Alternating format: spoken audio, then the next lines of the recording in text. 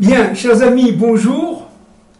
Alors nous voilà encore une fois réunis avec la grâce de Dieu, que Dieu nous donne la force de continuer, que Dieu nous donne l'inspiration pour essayer d'éclairer au maximum les personnes qui nous écoutent. Je suis toujours dans le livre, évidemment, Au-delà de la nuit, toujours aux pages 265 et suivantes, toujours au niveau du thème du Messie, fils de Joseph. Le Messie, fils de Joseph, on l'a dit juste la dernière fois, il risque d'être tué par le roi de Perse. Nous avons vu l'autre fois que pensaient nos maîtres, notamment le Zohar, nos maîtres des secrets de la Perse. C'était, selon le livre de Daniel, chapitre 5, associé à un ours. C'était aussi associé à ce que a fait Balthazar, etc. Bon, nous l'avons vu l'autre fois. Et là, je voudrais un peu continuer par rapport à ma réflexion et par rapport aux notes que j'ai prises lors de l'intervention de notre maître, le Rav Yitzhak Cohen, en hébreu, que je me suis permis, je répète, de traduire quelque peu au niveau de ses idées principales en français. Alors, il faut comprendre une chose aussi, là aussi. Pourquoi, dit le Zohar, le Messie, fils de Joseph, serait tué? Je dis bien serait au conditionnel. Tout dépend, on l'a déjà dit, et on le verra un peu plus, de la Teshuvah, c'est-à-dire du retour d'Israël vers son Dieu et du retour des nations descendants d'Isaac, de Adam et de Ève vers son Dieu. Il est évident, n'est-ce pas, que nous avons aussi une part de libre arbitre dans notre monde, donc au niveau des secondaires de la loi. Maintenant, pourquoi il va être tué? Alors le Zohar dit parce qu'il porte en lui un certain nombre d'impuretés. Alors c'est très intéressant. Il va avoir des impuretés, notamment dans sa capacité sensitive. On sait que le Messie a une capacité fondamentale, unique, de sentir les événements par intuition. Et que cette sensation, qui est liée directement d'ailleurs à la Bina, à la partie gauche, si vous voulez, des attributs divins, à la Bina, qui est au-delà, on le répète, de la nature, eh bien, cette Bina-là va être un peu assombrie, quelque peu amoindrie par des impuretés, dit le Zohar, liées directement à la capacité trop importante donnée à la raison. À la raison. Le Messie, fils de Joseph, aura, si vous voulez, une trop grande portée, une trop grande assurance rationnelle, c'est-à-dire qu'il le vivra selon des termes à la fois sociopolitiques, à la fois géostratégiques, il vivra avec les corps d'armée, il vivra avec les généraux, et il oubliera quelque peu, n'est-ce pas, quelque peu, le fait que Dieu est quand même, malgré tout, partout, dans la raison et partout, et que son acte au jour le jour, en tant que Masia ben Yosef, fils de Joseph, doit être relié à la volonté suprême. À la volonté suprême, dit le Zohar. Et là, on revient un peu à l'époque de Rabbi Akiva, où il pensait que Bar Kosiva était le Messie, devenu après Bar Korba. Il pensait que véritablement que c'était le Messie arrivé à son époque, n'est-ce pas, le Messie tant attendu. Eh bien, il s'était trompé. Et nos maîtres disaient, on l'a déjà dit l'autre fois, nos maîtres disaient que Bar Korba avait quand même fauté. Et il a été assassiné. Parce qu'il raisonnait d'une manière véritablement empirique, véritablement matérialiste. il était devenu un chef militaire comme un autre, certes extrêmement intelligent, extrêmement doué, mais extrêmement, si vous voulez, perverti par cette incapacité de sentir les événements d'une manière profonde. Et semble-t-il, de ce fait, il vivait trop dans son extériorité et pas assez dans son intériorité. Un autre point très très important là, c'est que le Zohar dit quelque chose de très intéressant. Il dit que, en fait, pour pouvoir éviter la mort du Mashiach ben Yosef, il faut prier. Le Zohar dit il faut prier.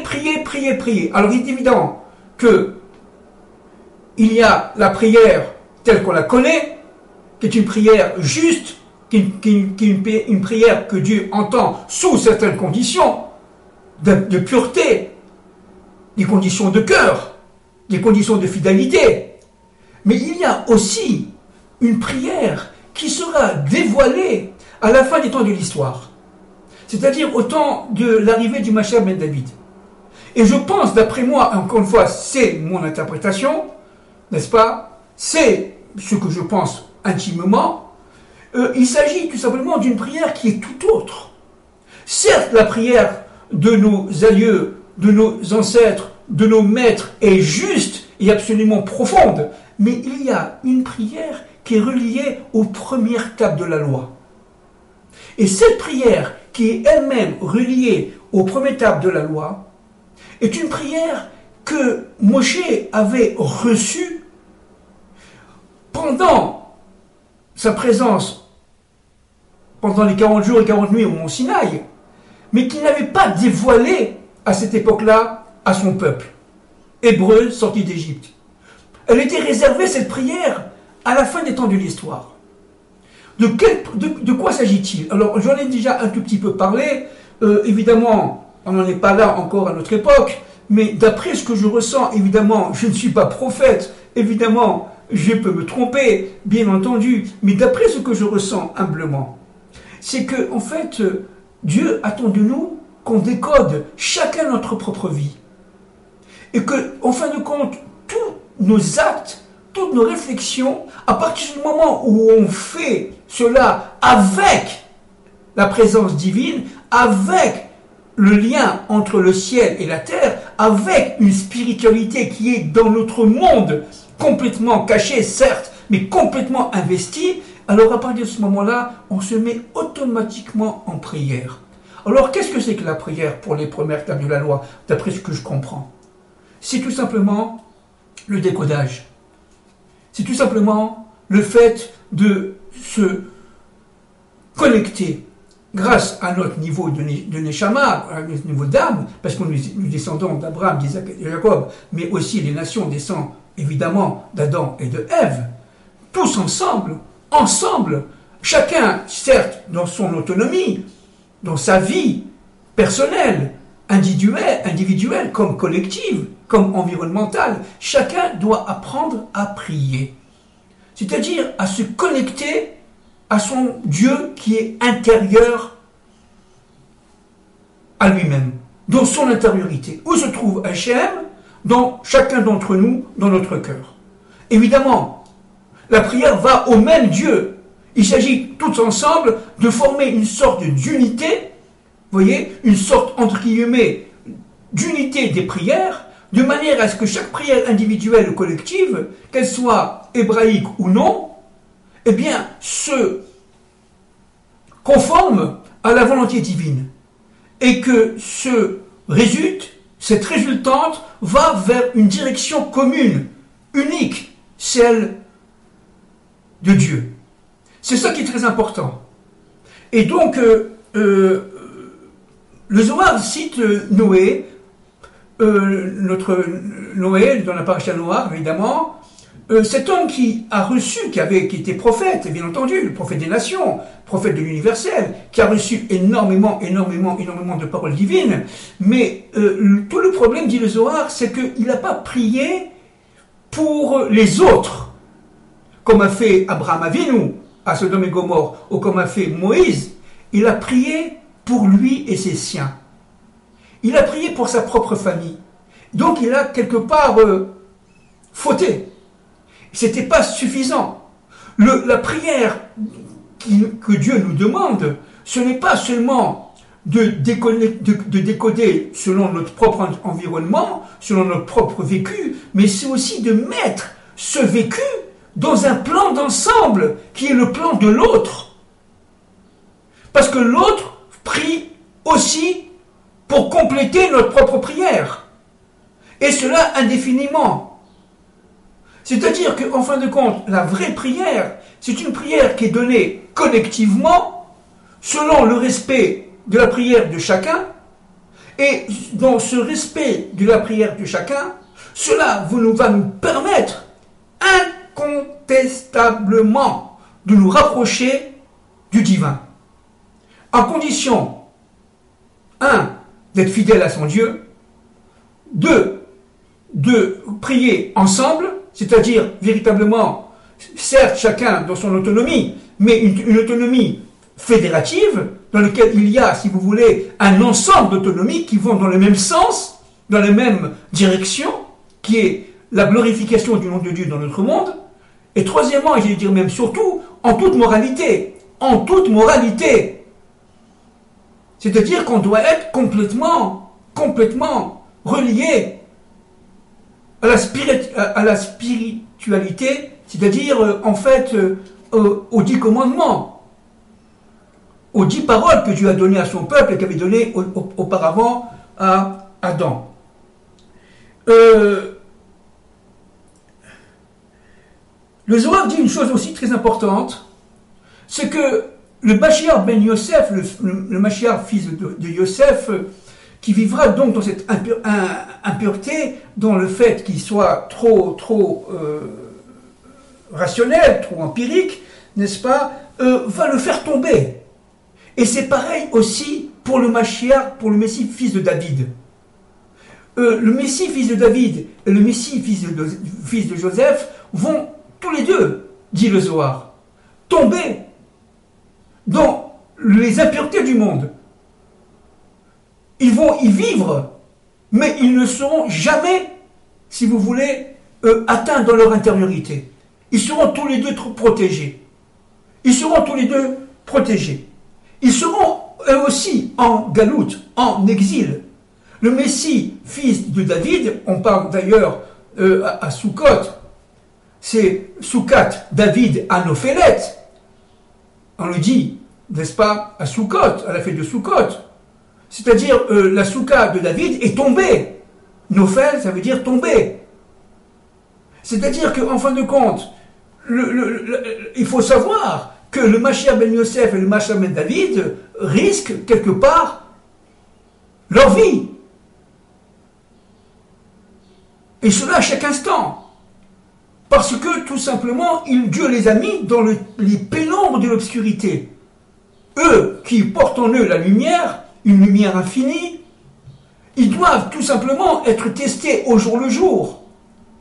Dans le cadre de la laïcité, je parle le langage français d'aujourd'hui, dans le cadre de l'immoralité, mais jamais être partie prenante, jamais participer.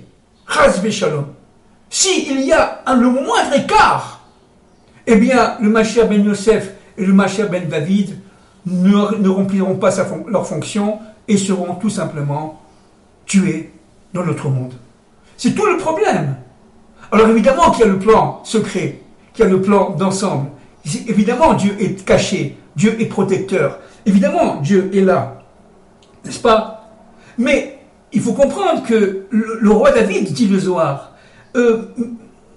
n'existe que par le mérite de ses pères. N'oublions pas quand même que le roi David lui-même, qui est l'ancêtre du Mashiach ben David, a reçu 30 ans de vie de Adam Arishon et de Chava. Sinon, il a reçu aussi des années de Yaakov Avinu. C'est-à-dire qu'en fin de compte, si Yaakov Avinu, si nos pères, Abraham, Isaac, Yaakov, si Adam Arishon et Chava n'ont pas donné de leur vie, du temps de leur vie, de leur présence dans ce monde, au Messie, le Messie ben David, comme le Messie de Joseph, fils de Joseph, ne pourront pas survivre. C'est-à-dire qu'en fin de compte, l'existence du Messie, fils de Joseph, et on a vu d'ailleurs, entre parenthèses, avec l'histoire de Rabbi Akiba et de Bar Korba, et l'existence du Messie, fils de David, ne tient qu'à un fil, est dans un fil extrêmement fin. Le moindre écart, et ils tombent. Le moindre écart, et ils sont, si vous voulez, malheureusement, déconnectés du plan divin. Donc, c'est-à-dire qu'en fait, il faut faire quand même très très attention. Le Messie, fils de Joseph, est en sursis.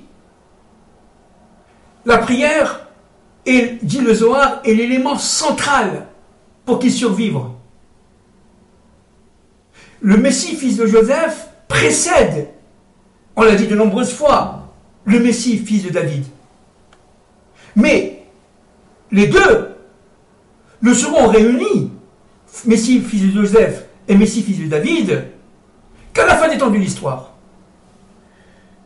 Alors c'est l'Haftarah que nous lisons, nous, les Juifs, les Hébreux, le Shabbat à la synagogue, dans la paracha Vaïgash, c'est-à-dire la rencontre entre Joseph et ses frères. Il s'agit de lire le prophète Ézéchiel, d'accord, évidemment, c'est très, très, très connu. Bon, je ne veux pas le citer ici, c'est trop long. Prends un bout de bois et coupe-le en deux, et d'un côté, ce sera Israël, de l'autre côté, ce sera les autres tribus d'Israël, parce qu'Israël était à ce moment-là séparé en tribus, et séparé j'allais dire en clans. Alors, il y a eu le côté plutôt Joseph, et le côté plutôt Yehuda, et le but c'est de réunir Yehuda et Joseph à la fin des temps. Donc, tout cela, dit le Zohar, a une cause. Cette cause, elle est fondamentale. C'est que la présence divine, la Shrina, dans son côté, si on peut parler comme ça, féminin, n'est-ce pas, est tombée en exil. Elle est partie en exil avec les Israël lors de la destruction des deux premiers temples, le premier et le deuxième. Et elle s'est cachée en exil. Elle est présente, mais elle est complètement cachée. On n'imagine pas, lorsqu'on est en France, à New York ou ailleurs, vivre pleinement avec son Dieu. Parce que le Dieu est très très caché. Il existe, il est présent. Il est présent en France, il est présent en Amérique, bien sûr. Mais si on fait vraiment l'Aliyah, on vient à Jérusalem et on fait de tout son cœur son rapprochement vers Dieu, alors on s'aperçoit de la distance qui nous séparait lorsqu'on était en exil de notre Dieu. Et donc, cette Shrina, cette présence divine qui est absolument, si vous voulez, exilée, elle souffre. Elle souffre énormément. Dieu souffre de voir son peuple en exil. Dieu souffre de voir son humanité universelle, descendant d'Adam et Ève, en exil. Dieu ne veut pas cela. Il attend avec impatience le réveil des nations. Il attend avec impatience le réveil de ses enfants, juifs et non-juifs. Bien entendu, encore une fois, l'humanité forme une. L'humanité, dans sa complexité, dans sa diversité, est reliée par une valeur commune, les 10 paroles, les 10 commandements, par une Torah, qui est une Torah de la délivrance.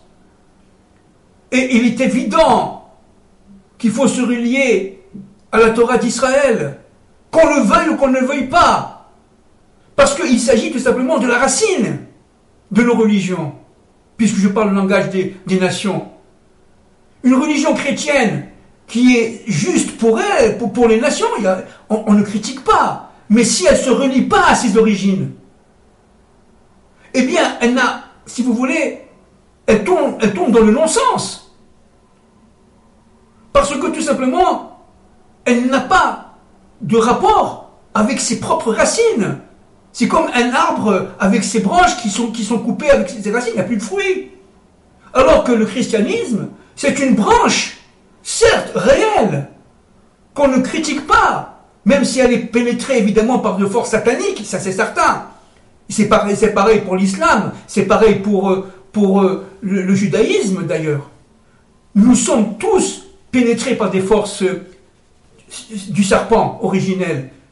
Mais le travail du Mashiach va être de décanter cela. Il en est de même pour l'islam. L'islam, c'est une religion merveilleuse. Mais elle est liée, on l'a déjà dit de nombreuses fois, par le principe d'Ishmaël. Dieu aimait Ishmaël. Dieu aime toujours Ishmaël. Dieu aimera Ishmaël. Mais un Ishmaël repenti. Un Ishmaël qui est, si vous voulez, dans son extériorité, repenti de ses impuretés. Parce que nous sommes tous impurs. Nous, les Juifs aussi, on est impurs. Il faut comprendre. Nous sommes tous impurs. Mais Ishmaël doit être lui-même, retrouver son identité propre, le chesed, la bonté. Je répète, Ishmaël est un homme formidable, un homme voulu par Dieu, un homme aimé de Dieu. C'est pareil pour les nations qui descendent, n'oublions pas, on l'a vu l'autre fois, on l'a vu dans Japhet. N'oublions pas que Yavan, la Grèce, l'Occident, descend et est un des fils de Noé. Et évidemment, si Dieu ne voulait pas, il n'aurait pas créé Japhet, il n'aurait pas créé les nations, il n'aurait pas créé l'Occident. Tout ça vient d'un plan. Et Dieu aime l'Occident, comme il aime les musulmans. Mais attention, et comme il aime les juifs. Mais attention, il faut retirer les impuretés qui ont pénétré au fil des âges, au fil des millénaires, nos religions. Et il en va de même pour le bouddhisme, il en va de même pour toutes les religions. Il est évident que dans le bouddhisme, il y a aussi une vérité. Mais tout cela, il faut relier cela à un plan d'ensemble, qui est le plan de la Torah de la délivrance. Qu'on le veuille ou qu'on ne le veuille pas. Sinon, l'humanité va à volo. On va à la catastrophe. D'ailleurs, on le sent bien à notre époque. Alors, je voudrais maintenant commencer une introduction à l'origine, l'essence même du Messie, fils de Joseph. D'abord, avant de commencer, une petite introduction. Le Zohar est clair. Mais d'où vient cette faute de l'exil de la Shrina, de la présence divine? Quelle est la faute? Alors le Zohar dit une chose extraordinaire, qui est, quand je l'ai appris moi il y a quelque temps, extrêmement bouleversante. Le Zohar dit une chose extraordinaire, je répète, c'est que la faute vient de la brisure des tables de la loi de Moïse, le 17 Tammuz. Lorsque le peuple a fait le veau d'or, Moïse a brisé les tables de la loi, certes, avec l'accord divin, bien sûr, mais ces tables de la loi ont été brisées. Dans l'autre monde, pas dans les autres mondes, bien entendu. Les tables de la loi sont immortelles, mais elles ont été brisées dans l'autre monde. Et cette brisure-là, qui a entraîné l'exil, qui a entraîné l'ensemble des souffrances, y compris l'exil de la présence divine, doit être réparée. Et cette réparation, c'est le Messie, fils de David, qui le fera. Comment? En reliant, on le répète, les deux tables de la loi. Les premières aux secondes. Les secondes étant liées, on le répète, à l'arbre de la connaissance du bien et du mal, ce qu'on appelle le principe de justice, n'est-ce pas? Et l'arbre de vie, qui est directement relié au principe du émet, au principe de l'unité. L'arbre de vie, c'est l'arbre de l'unité de diversité. Et l'arbre de la connaissance du bien et du mal, c'est l'arbre de la séparation, de la division due à la faute. Et quelle faute? C'est la faute d'Adam et Ève, on le sait évidemment. Mais par rapport au monde, disons, de Moïse, c'est la brisure des lois, des tables de la loi. C'est la brisure des tables de la loi. Alors maintenant, ceci étant en introduction, il faut comprendre que, en fait, Moïse est omniprésent, à chaque génération. Secrètement, bien entendu, omniprésent. Et le Zohar dit une chose très intéressante, c'est que, et je me réfère au cours d'un de mes maîtres, le Rav Yitzhak HaKohen, kabbaliste, que Moïse doit prier lui-même, avec sa capacité de prière qui est énorme, Dieu, pour la miséricorde, pour la mansuétude, pour la bonté, de manière à ce que le Messie vienne du côté droit, du côté du chesed, et non pas du côté gauche seulement, du côté de la gvura, du côté de la justice, du côté du din. Tout le travail de Moïse, et on a dit que Moïse allait réunir quelque part le Mashiach ben Yosef et le Mashiach ben David, on l'a dit de nombreuses fois, mais son travail, ça a été par la prière, mais là, une prière évidemment du niveau de Moïse. Eh bien, cette prière-là devra unifier les deux messies, et non pas les séparer, et les sauver, et sauver, si vous voulez, entre guillemets, si on peut parler comme ça, la présence divine, la Shrina, de son exil, la faire rentrer dans sa maison qui est à Jérusalem. Qu'on le veuille ou qu'on ne le veuille pas, c'est le plan de Dieu. Je ne suis pour rien, je ne fais que... Je n'ai aucune volonté là, hein. Je ne fais que faire resplendir les textes qui sont vieux de 2000 ans. Nous parlons des prophètes, d'accord? Maintenant, je vais un peu commencer dans notre intervention là, je pense que nous finirons dans la suivante, la source du Messie, fils de Joseph. Alors, nos maîtres disent que il ne faut pas dire Messie, fils de Joseph, on l'a déjà dit plusieurs fois, mais fils de Joseph et d'Éphraïm. Vous savez qui c'est Éphraïm, on nous répète, Éphraïm, c'est le second fils de Joseph et d'Osnat. Donc c'est un des petits-fils de Jacob, notre père, qui a reçu la prière, qui a été béni en premier, alors qu'il était second par rapport à Manassé en français, qui lui était l'aîné. Et on a répété, on a essayé d'expliquer les voies précédentes, que la prière a été croisée, n'est-ce pas? C'est-à-dire qu'en fin de compte, Manassé a reçu la prière du côté gauche, vous voyez, du côté gauche, ici, et Éphraïm a reçu la prière du côté droit. Alors c'est très intéressant, parce que nous savons que le Mashiach ben Yosef descend d'Éphraïm. Alors essayons de comprendre un peu. Là, je vais essayer de coller au texte, parce que c'est pas compliqué, mais j'ai peur sincèrement de me tromper. Même si je connais tout ça, Baruch Hashem, très bien, mais quand même, je vais me référer plus facilement au texte. Il y a un individu dans l'histoire biblique qui s'appelle Yerorban ben Nevat. Yerorban ben Nevat. Bon, c'est en hébreu. Lui-même était descendant de la tribu, comme par hasard, d'Éphraïm. Il faut comprendre une chose, c'est que ce personnage est un érudit en Torah, un véritable saint, un véritable tzaddik.